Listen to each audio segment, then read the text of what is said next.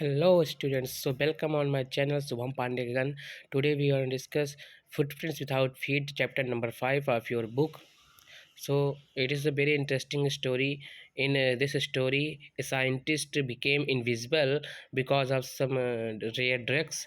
And what happened with him when he wandered in the street of London in midwinter? So we start reading new chapter. The two boys started in surprise at the fresh muddy footprints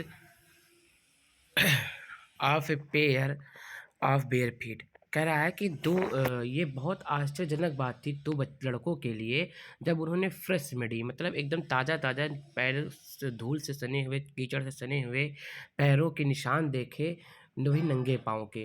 what was the where footed man doing in the steps of house in a middle London.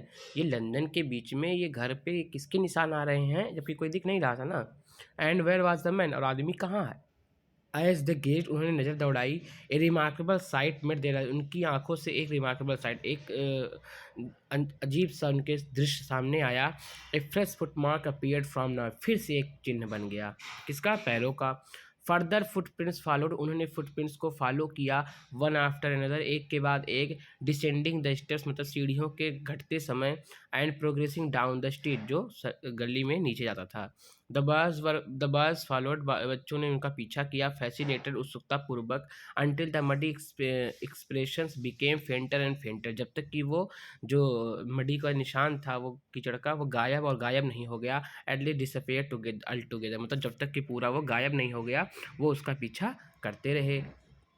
The explanation of the mystery was the simple enough, इसका जो explanation है इस रहस्य का वो बिल्कुल क्या है, सिंपल है। The bewildered boys had been following a scientist who was just discovered how to make human transparent, लेकिन जो वो बच्चे थे आश्चर्यचकित थे, जो वो उन साइंटिस्ट को फॉलो कर रहे थे जिसने कैसी दवा बनाई थी जो ह्यूमन बॉडी को पारदर्शी यानी ट्रांसपेरेंट कर लेती थी। ग्रीफन, अब साइंटिस्ट का नाम दे रहा है। Griffin the scientist had carried out experiment after experiment to prove that human body could became invisible, मतलब ग्रीफन जो साइंटिस्ट थे वो एक्सपेरिमेंट के बाद एक्सपेरिमेंट किए जा रहे थे कि मैं ह्यूमन शरीर को क्या कर लूँगा, गायब कर लूँगा।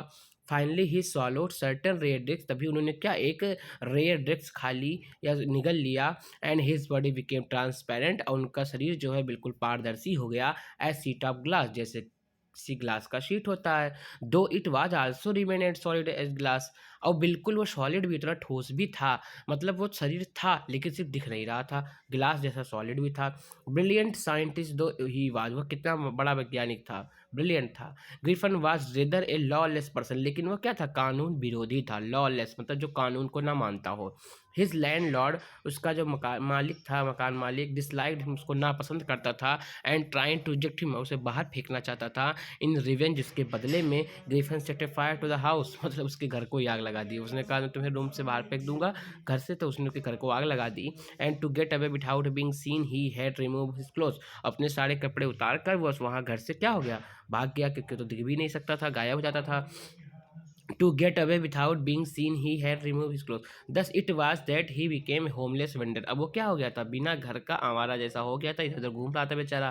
विदाउट क्लोथ, बिना कपड़ों के, विदाउट मनी, बिना पैसों के। एंड क्वाइट इनविजिबल, लगभग पूरा गायब। Until he happen to step come mud, जब तक कि उसके पैर किसी कीचड़ में नहीं पड़ जाते। And left footprints as he walked, और जब तक वो चलने पर उसके पैरों के चिन्ह नहीं बनते थे। ही escaped easily enough from the boys who followed his footprints in London, इसीलिए वह उन बच्चों से छुपकर आसानी से निकल गया जो उसके लंदन में उसके पैर के चिन्हों का पीछा कर रहे थे। बट ही एडवेंचरस, लेकिन उसका जो ये एडवेंचर था यही खत्म नहीं होता। वेर ही नो वन सोबरा, यहाँ खत्म नहीं हुआ। He had chosen a bad time two year of wonder about the London without close, उसने लंदन में ऐसे नंगे घूमने का बहुत गलत मौसम चूज किया था। क्यों? इट वॉज मिड विंटर, या बीच की सर्दी थी, जैसे इस समय बहुत ठंडी पड़ रही है। The air was bitterly cold, हवाएं बहुत ज़्यादा ठंडी थी। And he could not do without cloth, वो कपड़ों के बिना नहीं रह सकता था। इंस्टेड ऑफ वॉकिंग, टहलने के बजाय अबाउट द स्ट्रीट, गली में, he decided to sleep into a big London store एनवायर, उसने सोचा कि किसी बड़ी सी दुकान में जाते हैं, वहाँ गर्मी महसूस करते हैं। फिर क्या हुआ, क्लोजिंग टाइम अराइव, दुकान का बंद होने का समय था। And as soon as the door was shut Griffin was able to give himself to pleasure of clothing feeding himself without regard to expense। मतलब वो कह रहा है कि दरवाज़ा बंद होता इससे पहले वो ग्रिफिन जो था वो दुकान के अंदर चला जाता और अपने आप को गर्म महसूस करता, खा पी लेता और बिना भी किसी पैसों के। ही ब्रोक, उसने तोड़ दिए ओपन बॉक्सेस, उन ब्रोक ओपन, तो उन सभी बॉक्सों को खोल के तोड़ के खोल दिया बॉक्सेस को। And rappers and fitted himself out the warm cloth, और खुद को लपेट लिया गर्म कपड़ों में। सून विद शूज, जल्दी से जूतों में। एंड ओवरकोट पहन लिया। एंड वाइट ब्रिम्ड हेड, और ये वाली टोपी पहन ली, गोल वाली। He became the fully dressed and visual person, अब वह बिल्कुल कपड़े पहने हुए एक नॉर्मल विजुअल पर्सन की तरह दिख रहा था। इन द किचन में गया and restaurant of he found cold meat and coffee, उसने पाया कि वहाँ कॉफ़ी और ठंडी मांस रखी है। And he followed up with the mills and sweets and wine taken from the grocery store, उसने वहाँ ग्रोसरी स्टोर से शराब ली और मिठाइयाँ खाई, पूरा खाना खाया और दारू पिया। और फिर क्या, वहीं सेटल हो गया to sleep in the pile of quilts, एक रजाइयों का ढेर लगा था, उसी पे जाके सो गया। Only Griffin had manage if only Griffin had manage to wake up the good time to might have been well, अगर वह सही समय पे जग जाता तो सब कुछ सही हो जाता। एज इट वाज, जैसा था। He did not wake up until the assistants were already arriving next morning, जब तक दुकान का वो असिस्टेंट नहीं आया सुबह तब तक ये भाई साहब जगह ही नहीं थे, आराम से दारू पी के टिल सो रहे थे। When he was a couple of them, जब उनमें से कुछ लोगों ने उसको अप्रोचिंग देख लिया। एंड ही पैनिक्ड, वह क्या हो गया, पैनिक हो गया। एंड बिगेन टू रन, और क्या करने लगा, भागने लगा। द नेचुरली गिव चेज, स्वाभाविक रूप से वो उसका पीछा किए। In the end he was able to escape only by क्विकिंग taking off in newly found cloth, और वह तब गायब तभी हो पाया जब उसने अपने नए नए पहने हुए कपड़े को निकाल के फेंक दिया फिर से naked. So once more he found himself invisible but naked in the chill January winter in chill January air, फिर से वह अपने आप को जनवरी में ठंडा महसूस कर रहा था क्योंकि उसने सारे कपड़े उतार के इनविजिबल होने के लिए नंगा हो गया था। This time he decided to try to stock of the theatrical company in the hope of finding not only clothes but also something that would hide the empty space of the soldiers। उन्होंने कहा जो shoulders के ऊपर उसके empty होता है, चेहरा नहीं दिखता, उसका शोल्डर नहीं दिखता, ये सब नहीं दिखता नहीं है, और बाकी बॉडी दिखती है, और उसको ढकने के लिए वो क्या किया, एक थिएटिकल कंपनी में, नाटक की कंपनी में घुस गया और वहाँ कपड़े ढूंढने लगा। शिवरिंग विद कोट, ठंड से कांपते हुए ही हरे टू ड्यूरी लेन चला गया in the centre of theatre, जो थिएटर वर्ल्ड का सेंटर था। ही सून फाउंड ए सुटेबल शॉप, तभी उसने अपनी मनमाफी की एक दुकान पा ली। ही मेड हिज वे, उसने रास्ता बनाया इनविजिबल, गायब होते हुए ही, upstairs and came out the little later wearing bandage round his forehead, dark glasses, false nose, big bushy and side whiskers and large head. उसने क्या किया, जैसे ऐसे नाक लगाते हैं ना वो जोकर लोग, वो लगाया, ऊपर से टोपी लगाया और इस पे बैंडेज पट्टे बांध दिए, और फिर ऐसे जो कपड़ा पहनते हैं ना वो जोकर लोग, उसी टाइप का पहन लिया, और ऐसे करके वो क्या किया, बाहर चला आया। टू escape, भागने के लिए, विदाउट बीइंग सीन, बिना देखे हुए, ही कॉल्सली अटैक द शॉपकीपर, इसने दुकान वाले के ऊपर पीछे से हमला कर दिया। After which he robbed him, उसने उसको पैसे चुरा लिए। All he money could find, जितना वह पैसे पा सकता था।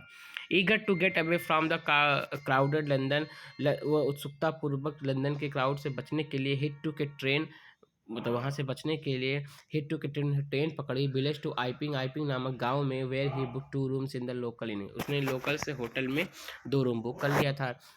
To arrival of the stranger at in of in winter was any case of uncasual event, मतलब इतनी बीच ठंडी में इस गांव में किसी अजनबी का आना बहुत अनकेजुअल था, अनयूजुअल था। ए stranger of such uncommon appearance set all the tongue weighing, मतलब टंग वेगिंग मतलब क्या हो कि वहाँ के सब लोग जो बात करने लगे, अरे ये कौन आ गया इस महीने में, कोई तो यहाँ कभी आता नहीं है। मिसेज हॉल जो थी, द लैंडलॉर्ड वाइफ, लैंडलॉर्ड की पत्नी, made every effort to be friendly, वो उससे हमेशा दोस्ती करने का करती थी, दोस्तों मतलब कि उससे घनिष्ठता दिखाती थी अपनी, हाँ मैं बहुत आपका ख्याल करता हूँ इस टाइप का। But Griffin had no desire to talk, लेकिन उससे ग्रिफिन बिल्कुल बात नहीं करना चाहता है। एंड टोल्ड हर, उससे कहा, my reason for the coming of Iping is desire of solitude, solitude क्या होता है, अकेलापन। उसने कहा मुझे यहाँ अकेले रहना है, इसीलिए मैं यहाँ पे आया हूँ। I do not wish to disturb in my work, मैं नहीं चाहता कोई मेरे काम में दखल अंदाजी करे। Beside an accident has attacked my face, क्योंकि मेरे चेहरे के एक्सीडेंट हो गया, क्योंकि उसने बार बार बैंडेज लपेटा था ना, सब लोग उसका चेहरा देख रहे थे। satisfied that her guest was the eccentric scientist and view of the in fact that he had paid in her advance। उस सनकी साइंटिस्ट को जो क्या था उसको इंसेंट्रिक मतलब होता है सनकी साइंटिस्ट को उसको गेस्ट को आप संतुष्ट करना था उनको क्योंकि उसने पहले से ही पेमेंट कर दिया था। Mrs Hall was the prepare to excuse his strange habit रिलेवर टेम्पर। वो उसके अजनबी से व्यवहार और जल्दी गुस्सा हो जाने के लिए एक्सक्यूज बनाती रहती थी, सो इसे बहाने बना देंगे। But that stolen money did not last long, लेकिन ज़्यादा चुराए पैसे ज़्यादा दिन तक नहीं चल सके। And presently Griffin had to admit that he had no more ready cash, और वो उसने मान लिया कि हाँ अब उसके पास कोई पैसा नहीं है। ही प्रिटेंटेड, हाँ वह ऐसा दिखाता था, however that it was expecting a cheque of the arriving moment, कि हाँ हाँ मेरा भी चेक आने वाला है, मैं आपका पैसा दे दूंगा, आप चिंता मत करिए, मेरे पास बहुत पैसे हैं, बहुत पैसे, इस टाइप का वो दिखाता रहता था, बल्कि उसके पास पैसे नहीं थे। शॉर्टली तभी afterwards a curious episode occur, तभी एक अचानक रहस्यमय घटना क्या होती है। Very early in the morning of the clergy man and his wife were awaken by noise of the study. उन्होंने क्या किया कि उसके पढ़ने के कमरे में एक क्लर्की मैन क्या होता है, पादरी जो होते हैं, जो चर्च में पूजा पाठ करते हैं ना, उनके जो मुख्य होते हैं उनको बोलते हैं। तो वो उसके पत्नी और वो दोनों जग गए जब उन्होंने स्टडी वाले कमरे से कोई आवाज़ आती सुनी। क्रीपिंग डाउन स्टेयर, वो धीरे धीरे दबे पाँव आए सीढ़ियों से नीचे। Then heard a king of money, chink of money मतलब क्या होता है कि वो आवाज़ खनखनाहट जो होती पैसों की, being taken from the clergy man desk, उन्हें क्लर्जी मैन के क्या डेस्क से आवाज़ आ रही थी इसकी सिक्के के गिरने की। Without making any noise with the poker grapes family he has hand, उन्होंने पोकर ग्रेप्स, पोकर खेलने वाला आता नहीं है ऐसे ऐसे करके बड़ा सा आता है, उसी को लेकर आए खेलने वाला। And being taken from the clergy man desk, sorry without and hand and clergy man flung open, उन्हें दरवाज़ा खोला, जल्दी से कहा सरेंडर, मतलब सरेंडर कर दो खुद को। But then it is amazement he realise that the room appear to be empty, room बिल्कुल खाली था। And he and his wife looked under the desk, दोनों ने नीचे देखा डेस्क के, द बिहाइंड अ कर्टन, दरवाजे के पर्दे के पीछे देखा। इवन द चिमनी, चिमनी के ऊपर देखा। There was no sign of anybody, वहाँ कोई भी नहीं दिख रहा था। At the desk had been open, केवल डेस्क खुला हुआ था। And house keeping money was missing, और घर के सारे पैसे वो गायब थे। एक्स्ट्राऑर्डिनरी अफेयर मतलब बहुत ही अत्यधिक ऑर्डनरी, मतलब ऑर्डनरी था ही नहीं ना कि ऐसे कोई दिखे ना पैसा गायब हो जाए। The clergy man kept saying the rest of the day, वो दिन भर ऐसा कहता रहा, extraordinary affair. But it was not as extraordinary as the behaviour of Mrs Hall's furniture of little later morning, लेकिन ये उससे भी ज़्यादा आश्चर्यजनक बात नहीं थी, बिहेवियर था जब मिसेज हॉल का फर्नीचर जो था उसमें जान आ गई, मतलब वो कुछ करने लगा। The land Lord and his wife were wake up early, जल्दी जाग गए थे दोनों। एंड वर सरप्राइज, और वो आश्चर्यचकित हो गए, to see the scientist door wide open, कि साइंटिस्ट का दरवाज़ा खुला था। Unusually it was shut and lock, जबकि वह हमेशा बंद रखता था। एंड ही वॉज फ्यूरियस, वो बहुत डर गए। इफ एनी वन इंटरनो, कि कोई कमरे में घुस गया है। The opportunity seem to be good to be missed, मतलब लग रहा है कि भैया उसने कोई चोर आया, मौका पाया, साइंटिस्ट का लेकर सामान उड़ जाएगा, भाग जाएगा। दे पीव्ड, उन्होंने झांका, राउंड द डोर, दरवाजे के कोने से, एंड सॉ नो बडी, किसी कोई दिखा नहीं। देन डिसाइडेड देन इन्वेस्टिगेट, उन्होंने कहा चलो अब इसका पता लगाते हैं भाई कौन घुस गया। The bed clothes were cold, चादर बिल्कुल ठंडी ठंडी थी, इसका मतलब वो आदमी जग चुका था जो यहाँ रहता है। Showing that the scientist must have been awake for some time, मतलब कि पहले से साइंटिस्ट जो कहा। एंड स्ट्रेंजर, एक अजनबी, still the clothes and the bandage that was always वोर लाइंग अबाउट द रूम, मतलब वो जो कपड़े पहनता था, बैंडेज पहनता था, वो वहीं पे पड़े हुए थे। All of the sudden mister hall heard sniff close of the here, तभी उन्होंने अपने कानों में एक आवाज़ सुनी। एक a moment later on head of bed post lift on the dash itself in her face, वो जो टोपी था ना वो डेस्क पे रखी थी, अचानक उसके मुंह पे आके पड़ी। देन ए बेडरूम चेयर बिकेम लाइव, तभी कमरे का जो कुर्सी था वो क्या हो गया, लाइव हो गया, जीवित हो गया। स्प्रिंगिंग इनटू देयर, हवा में उछलने लगा। It charge straight to her, उसकी तरफ चार्ज करने लगा। लेग फॉरमोस्ट, अपने पैरों से आक्रमण करने लगा, कौन, कुर्सी। And he she had her husband turn away in the terror, दोनों डर के मारा पीछे हट गए। An extraordinary chair pushed them both of the room and then appeared to slam lock the door after them, मतलब चेयर ने उनको बाहर ढकेल दिया और तुरंत उनके जाने के बाद तेजी से दरवाजा बंद कर दिया, जैसे हम फिल्मों में दिखाते हैं ना भूत वाला, वैसे बिल्कुल।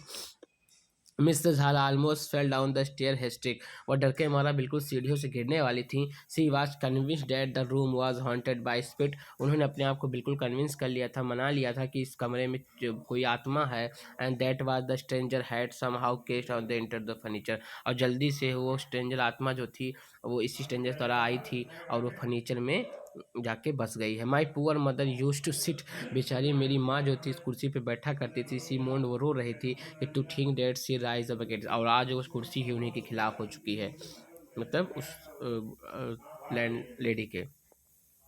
The feeling among the neighbours was the travel was केस्ड by the witchcraft, सब जानते थे कि यहाँ कोई जादू टोना हो चुका है, कोई भूत आ गया है, बट विचक्राफ्ट, और लेकिन यहाँ कोई जादू टोना या भूत नहीं था। When the news of burglary at the clergy man homes become known, जब भी उसके क्लर्गी मैन की बातें भी फैल रही थी, the strange scientist was strongly suspected to having hand one it, वहाँ के जो शहर वाले थे ना, वो सोच रहे थे कि कोई नया तो आया नहीं, यही एक आदमी आया, जरूर इसी ने कुछ सब ताम झाम किया भाई साहब। सस्पिशन ग्रू अवे स्ट्रांगर, वो सस्पिशन और ज़्यादा सस्पेशन जो लोगों का था कि हाँ यही किया है, कैसे और बढ़ गया। When he suddenly produce some ready cash, भाई उसके पास पैसा नहीं था, उसने सडन पैसा दे दिया, और क्लर्जी मैन पादरी के यहाँ पैसा भी चोरी हुआ था, तो सबने सोचा बिल्कुल यही इंसान है जो पैसा चुराया था। Though he had admitted not long before that he had, मतलब क्योंकि उसने अभी ज़्यादा दिन नहीं हुआ जब उसने कहता कि हाँ मेरे पास पैसे नहीं है, पैसे आने वाले हैं। The vigil constable was secretly sent for. Instead of walking the constable, Mrs. Hall went to the scientist who had somehow mysteriously appeared from his empty bedroom, मतलब वो अपने रूम में आ गया था और सब लोग इंतजार कर रहे थे कि विलेज कांस्टेबल आए उसको पकड़ने के लिए। उसके पहले क्या था कि मिसेस हॉल उसके कमरे में चली गई उसको पकड़ने के लिए, लेकिन उन्होंने क्या देखा कि रूम में वो पहले से था। And I want to know that what have been you doing in my chair stair, मैं तुमसे पूछना चाहती हूँ कि मेरे कुर्सियों के साथ तुमने क्या किया जो ऊपर रखी हैं। सी डिमांडेड, उन्होंने जल्दी से कहा। And I want to know how you came out in an empty room, how you entered in a locked room, आखिर तुम कैसे आए घर के अंदर जबकि कमरा तो बाहर से बंद था और एक खाली कमरे में तुम अचानक कैसे आ गए। वो बार बार कौन पूछ रहा है सर, मिसेस हॉल पूछ रही हैं, किससे, साइंटिस्ट से। ये देखो, the scientist was always quick tempered, क्योंकि वो तो बहुत गुस्सैल था। कौन, साइंटिस्ट भाई साहब बहुत गुस्सैल थे, तो जल्दी से गुस्सा हो गए, साइंटिस्ट गुस्सा हो गया। And he became furious, you don't understand who and what I am, तुम नहीं जानती हो मैं कौन और क्या हूँ।